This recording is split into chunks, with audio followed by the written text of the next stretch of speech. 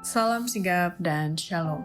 Renungan kita pada hari ini, Sabtu 2 Januari 2021, berjudul Sehingga Kita Disebut Anak-anak Allah. Ayat intinya terdapat di dalam 1 Yohanes 3 ayat 1. Lihatlah betapa besarnya kasih yang dikaruniakan Bapa kepada kita, sehingga kita disebut anak-anak Allah. Dan memang kita adalah anak-anak Allah. Karena itu dunia tidak mengenal kita, sebab dunia tidak mengenal Dia. Pena Inspirasi menjelaskan yang dimaksud dengan judul renungan kita pagi ini, sehingga kita disebut anak-anak Allah, sehubungan dengan kita adalah putra-putri Allah, adalah sebagai berikut.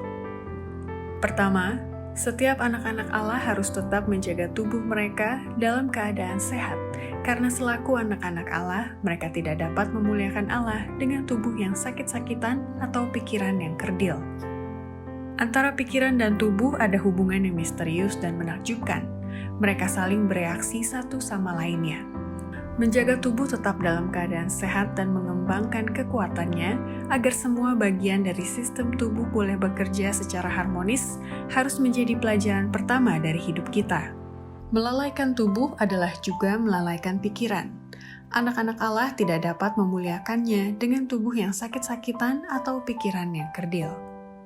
Kedua, setiap anak-anak Allah mesti menolong setiap orang yang hidupnya terhuyung-huyung di bawah pencobaan karena taruhannya kehidupan atau kematian kekal. Adalah tugas anak-anak Allah menjadi misionaris baginya, menjadi mengenal mereka yang memerlukan pertolongan. Jika seseorang terhuyung-huyung di bawah pencobaan, maka kasusnya harus dibahas dengan hati-hati dan ditangani dengan bijaksana, oleh karena kepentingan kekalnya dipertaruhkan, dan kata-kata dan perbuatan mereka yang bekerja baginya mungkin suatu kesan kehidupan kepada kehidupan atau kematian kepada kematian.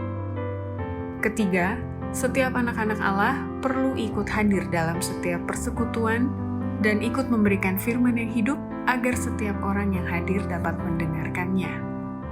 Sebagai anak-anak Allah, kita menempatkan diri kita dalam setiap perkumpulan Allah, di mana umatnya diperintahkan supaya hadir dan memberikan firman yang hidup.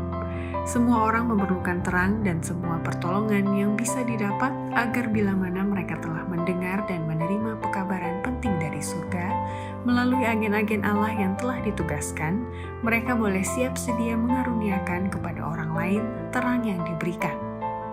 Keempat, setiap anak-anak Allah harus selalu bergantung kepada Allah, agar hidup mereka bisa menjadi alat yang sederhana untuk melakukan kehendak-Nya. Baiklah kita ingat bahwa kehidupan anak-anak Allah di dalam dunia ini adalah kehidupan pengembaraan. Kita tidak mempunyai hikmat untuk merencanakan hidup kita sendiri. Bukan tugas kita untuk membentuk masa depan kita.